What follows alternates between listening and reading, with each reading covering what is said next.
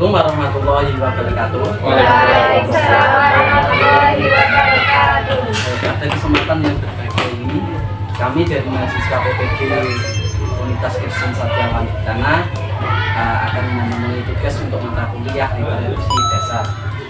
Kali ini mahasiswa PPG Komunitas langsung dari narasumber Bapak Rianto Spedis selaku guru kelas 5 dari Guru Pamong di SDN Tingkat. Baik, terima kasih Pak Ian untuk kesempatan ini. Baik, pada podcast kali ini kita akan membahas terkait dengan rancangan pembelajaran. Bagaimana merancang pembelajaran yang bagus, bagaimana melaksanakan pembelajaran yang semestinya sesuai dengan kurikulum saat ini. Baik, untuk mungkin kita ingin tahu Pak Ian lebih jauh berkaitan dengan bagaimana sih cara untuk mengetahui kemampuan peserta didik di kelas itu. Untuk mengetahui kemampuan peserta didik tentu kita harus melakukan pemetaan awal ya. Pemetaan awal itu kita bisa melakukan tes diagnostik. Jadi kemampuan dasar itu kita bisa mulai dari hal-hal yang sederhana dulu, hal-hal yang ringan tetapi tetap disesuaikan dengan jenjangnya. Jadi umpamanya kalau fase C kelas 5 terutama di contoh untuk matematika, maka setidaknya dia harus sudah bisa menguasai penjumlahan perkalian, kemudian pembagian, sehingga nanti kita lakukan diagnosis awal dengan alat ukur yang sederhana dulu. Kalau memang ada yang sudah mahir lancar, baru kita nanti katakan anak ini berarti sudah mahir. Kemudian untuk literasi atau bahasa Indonesia, kita bisa ajak mereka untuk membuat kalimat sederhana. Karena fase C itu seorang siswa di kelas 5 harus bisa membuat kalimat, minimal kalimat lengkap mulai dari subjek, predikat, objek. Syukur ada keterangannya. Karena di beberapa kasus itu anak-anak membuat kalimatnya itu ketika dibaca masih kurang enak, antara peletaan subjek predikat objeknya itu kurang sesuai. Nah, kadang terbalik, sehingga perlu kita tes dulu bagaimana kemampuan awalnya, begitu. Terus untuk menyusun tujuan pembelajaran bagaimana Pak? Kiranya kan kami sebagai guru nantinya kan membuat modul ajar gitu. Ya. Bagaimana menyusun tujuan pembelajaran tersebut? Apakah harus sesuai dengan evaluasi yang akan dibuat atau bagaimana? Oke. Tujuan pembelajaran nanti kita susun, tentu kita harus berdasarkan CP dulu. Kita nanti menurunkan dari CP capaian pembelajaran yang ada di silabus atau di kurikulum itu, nanti baru kita susun. Nah, tujuannya itu nanti kita bisa lebih spesifikkan berdasarkan hasil pemetaan tadi, hasil pemetaan tes awal tadi, sehingga harapannya apa, tujuannya untuk meningkatkan kemampuan apa. Dari situ kita nanti tentukan tujuan pembelajarannya. Tentu tetap kita harus mengacu pada materi juga. Jadi bagaimana seorang anak bisa menguasai materi itu berdasarkan kemampuan awalnya tadi, begitu caranya. Jadi dari hasil pemetaan tadi terus disusun untuk membuat tujuan pembelajaran. Iya, iya. Syukur begini, nanti di dalam proses pembelajaran mereka juga kita ajak diskusi. Dari kegiatan materi umpamanya berkaitan dengan bencana alam, apa yang ingin kalian ketahui berkaitan dengan bencana alam? Apakah mereka ingin nonton film? Apakah mereka ingin simulasi? Nah, dari situ akan merangsang mereka untuk bersemangat dalam belajar, karena proses belajarnya ini adalah sesuai dengan harapan mereka, sesuai dengan keinginan mereka. Ya, dari situ harapannya nanti proses pembelajaran bisa berjalan secara efektif. Gitu. Terus untuk kriteria penilaian Pak Ian, kira-kira dalam proses pembelajaran itu yang perlu dinilai pada peserta didik poin apa saja? Aspek apa saja ya? Untuk penilaian yang umum dilakukan adalah di kriteria pengetahuan tentu, karena kita tidak memungkiri bahwa tujuan dari pembelajaran adalah anak-anak memahami materi yang mereka pelajari, tentu dengan tes tulis maupun lisan dari sisi pengetahuan. Kemudian yang kedua, selain dari sisi pengetahuan, kita juga perlu mengevaluasi di keterampilan. Seperti itu.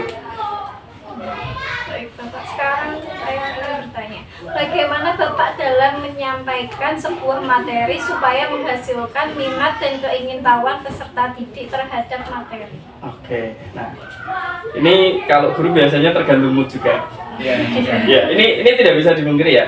Ketika seorang guru dengan hati yang lapang, dalam arti tidak sedang banyak tuntutan tugas tambahan yang lain yang harus dituntut, itu biasanya saya akan berdiskusi dengan mereka kegiatan apa yang ingin kalian lakukan, hingga nanti kita diskusikan bersama. Nah, setelah didiskusikan kita rancang bersama. Kalau saya biasanya lebih banyak ke aktivitas yang kinestetik.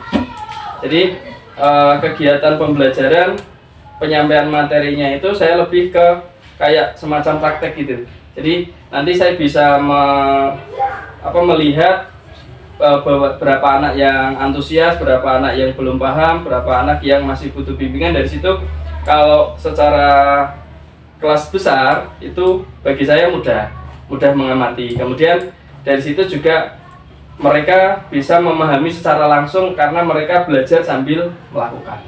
Begitu.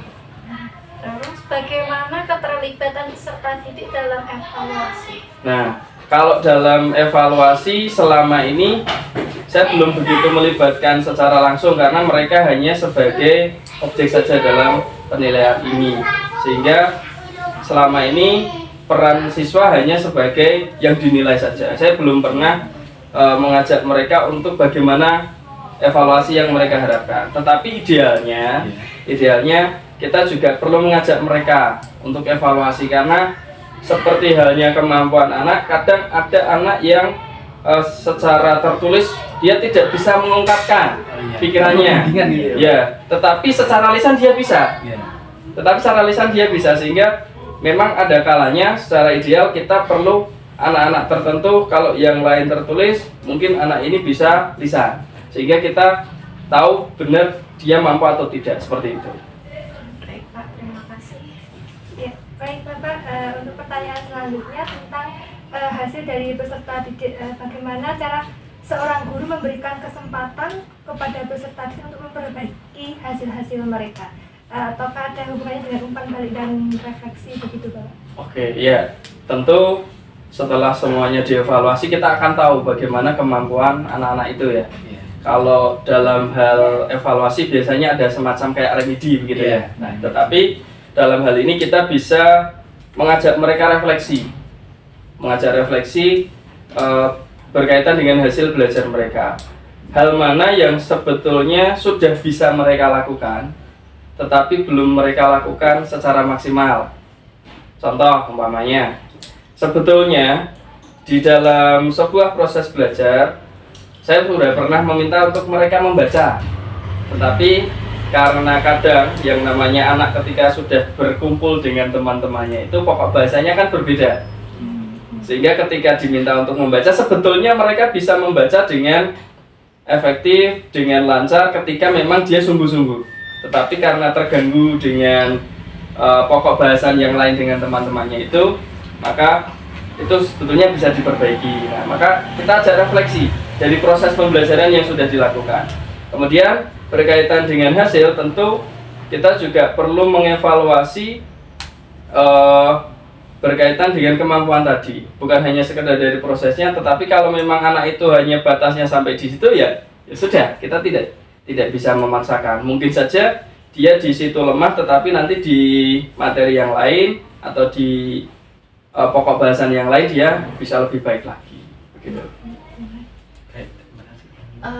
Saya ingin bertanya Pak terkait dengan penilaian, kan macam-macam penilaian. Salah satunya itu tentang penilaian diri. Bagaimanakah Bapak membimbing peserta didik untuk melakukan penilaian diri dan evaluasi diri tentang apa yang telah dilakukan dan bagaimana penyesuaiannya? Oke, kalau penilaian diri selama ini saya belum pernah melakukan secara secara langsung, karena saya hanya sebatas yang saya nilai berdasarkan kuesioner saja. Kuesioner. Jadi untuk hal ini mohon maaf, mungkin saya belum bisa menjelaskan secara detail begitu. Ya. Kalau begitu Ya. tentang bagaimana caranya untuk setelah melakukan penilaian itu kan nanti terdapat beberapa macam hasil. Bagaimana caranya untuk meningkatkan motivasi dan semangat belajar akan mencapai hasil yang lebih baik lagi. Oke, nah berkaitan dengan motivasi, kita nanti bisa menyesuaikan dengan minat anak. Jadi dari minat itu harapannya kita bisa meningkatkan, karena sesuatu yang diminati anak, mereka akan dengan antusias mengikuti proses belajar. Kemudian selain minat, kita juga bisa membuat proses pembelajaran yang menarik. Karena selama ini kadang kalau hanya model ceramah Monoton itu kan, gitu. nah, anak kan bosen.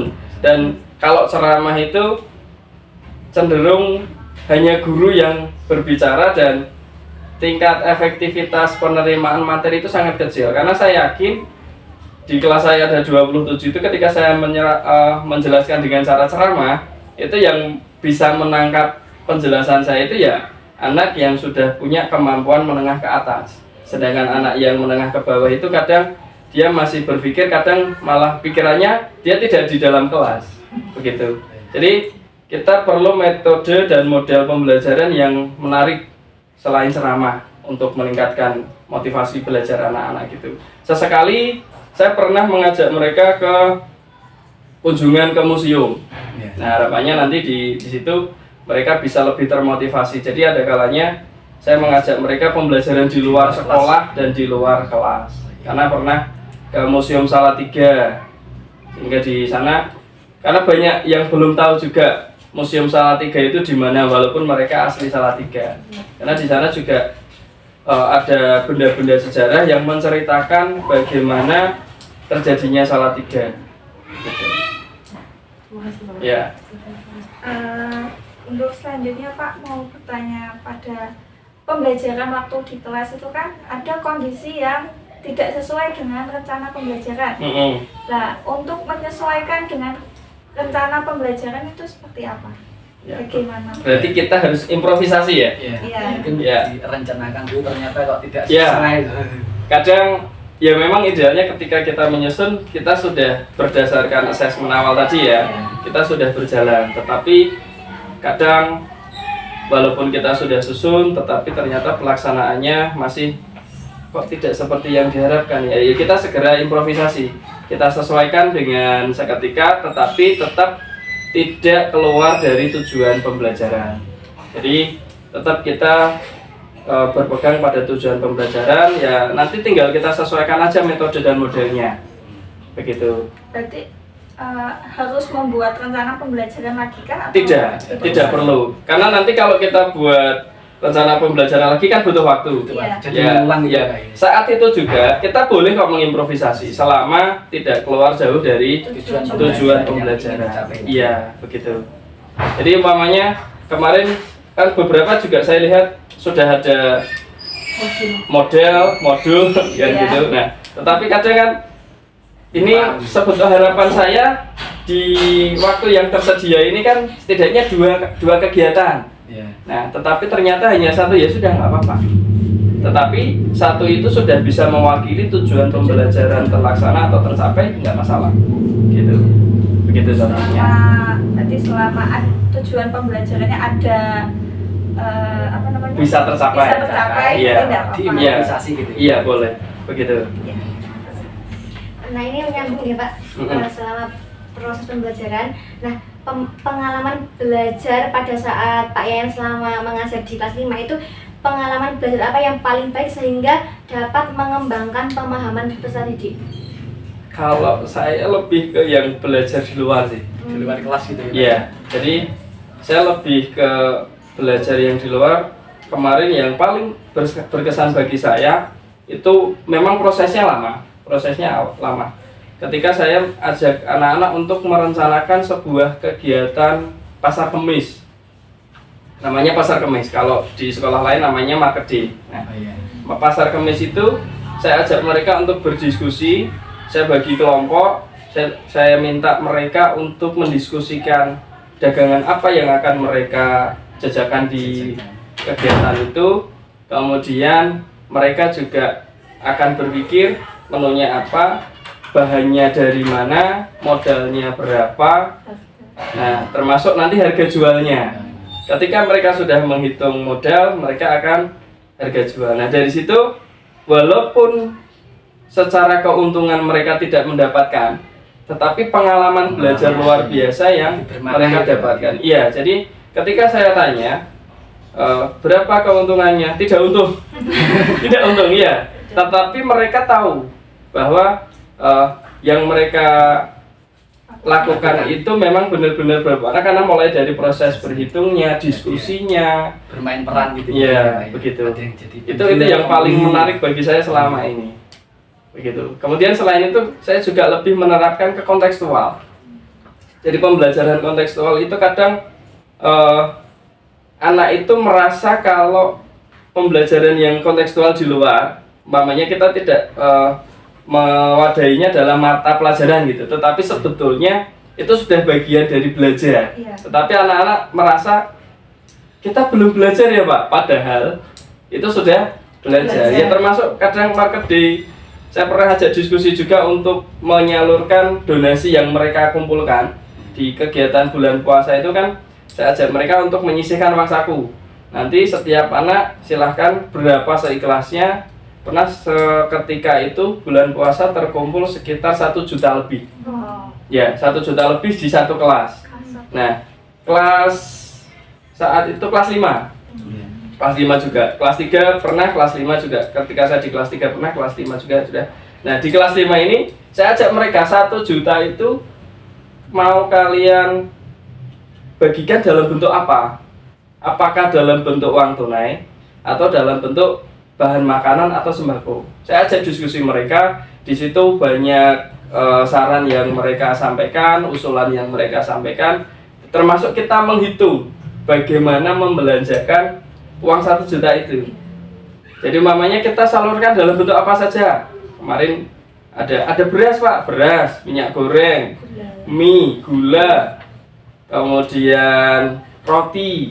Nah, kita tulis semua di depan, kemudian beras berapa? 5 kilo. Nah, 5 kilo harganya berapa? Kita tulis. Nah, mau berapa kilo? Nanti kan ketemu total.